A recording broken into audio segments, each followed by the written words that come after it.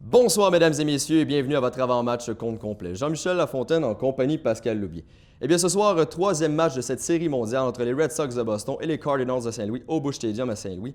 Pascal, on a réussi à voler un match côté des Cardinals. Toutefois, si on veut réussir à en voler un autre, on se doit d'arrêter David Ortiz. Oui, définitivement, parce que lui, depuis le début de la Série mondiale, il a déjà une moyenne de 677 au bâton, 2 coups de circuit, 5 points produits, mais il ne faut surtout pas oublier Dustin Pedroia, l'autre vétéran des Red Sox, qui cumule une moyenne de 500 au bâton. Il est constamment sur les buts et il a 17 buts volés au cours de la saison régulière. D'un autre côté, Pascal, si le haut de la formation va très bien pour Boston, c'est tout le contraire pour le bas de la formation. Oui, ils sont 3-30, eux, depuis le début de la Série mondiale. 0-14 dans le match numéro 2. C'est médiocre, vraiment. Ils se doivent de contribuer davantage parce que c'est une question de profondeur dans cette Série mondiale si on veut gagner. Maintenant, pour ce qui en est des Cardinals de Saint-Louis, on possède probablement l'attaque la plus redoutable de toute la Ligue. Toutefois, elle tarde à se faire entendre en série. Oui, là, tu me parles bien sûr de Matt Carpenter, Matt Holliday, Yadier Molina, Carlos Beltran et même Alan Craig. C'est des gros noms, c'est des bons joueurs.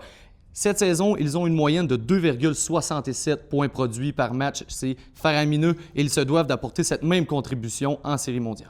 Et Pascal, Carlos Beltran pourrait clairement être la bougie d'allumage, lui qui frappe pour 400 face à Jake Peavy, le lanceur partant du côté de Boston. Jake Peavy, c'est un vétéran lanceur, 32 ans. Il a été acquis au cours de la saison pour son expérience, mais il veut se reprendre parce que lui, à son premier match, ça a été vraiment médiocre. Et il a été vraiment médiocre, un désastre, une moyenne de points mérités de 8,31.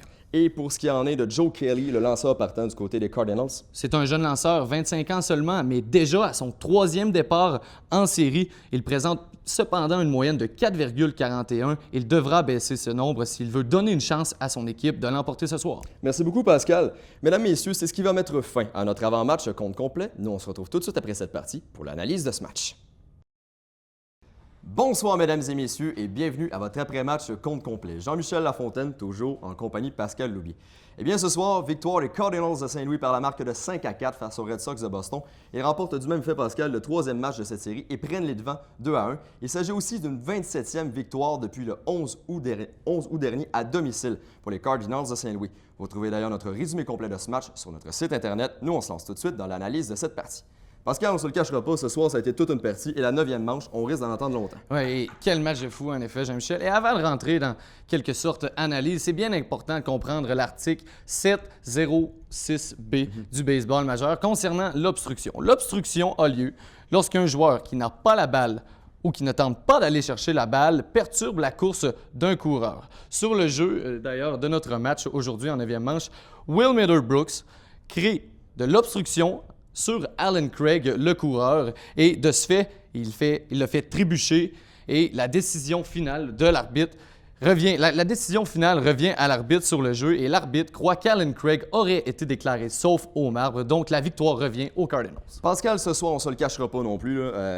Les Cards ont commencé fort, ils ont fini fort. Ça a été toute une victoire. Oui, ça a été toute une victoire. Autant au bâton qu'au monticule en début de match, ils ont été dominants. Le jeune Joe Kelly a commencé le match en Lyon, mais ça, on aura l'occasion d'y revenir un petit peu plus tard dans notre analyse. Mais c'est vraiment au bâton, les gros cogneurs des Cardinals qui ont fait leur marque tôt dans le match. Et on l'avait mentionné en avant-match qu'ils devaient se réveiller. Je pense notamment à Matt Holliday, à Carpenter et aussi à Molina. Ils ont tous obtenu des coups sûrs au cours de cette première manche et rapidement, les Cards ont pris les devants 2-0.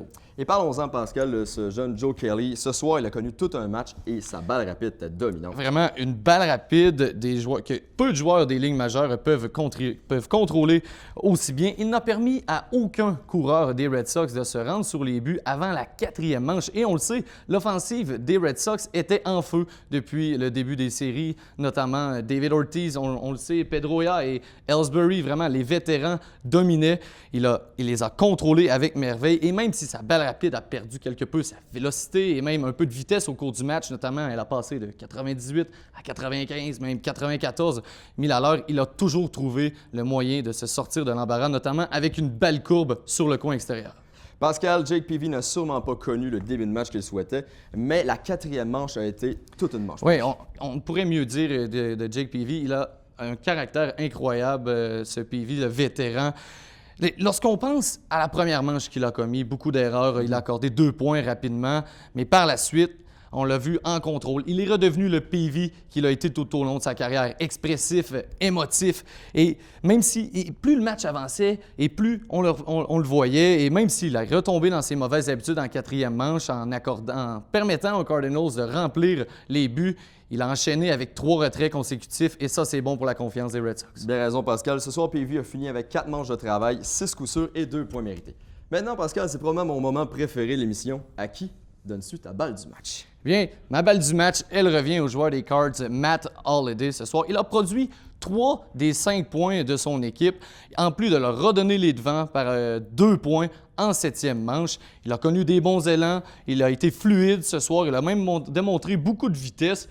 Et bravo, mon Matt Holliday, tu te mérites ma balle du match. Mesdames, messieurs, c'est ce qui va mettre fin à notre après-match compte complet. Nous, on se retrouve dès demain pour le 4e match de cette série entre les Red Sox et les Cardinals de Saint-Louis. Mesdames, messieurs, nous vous souhaitons une bonne fin de soirée à notre antenne.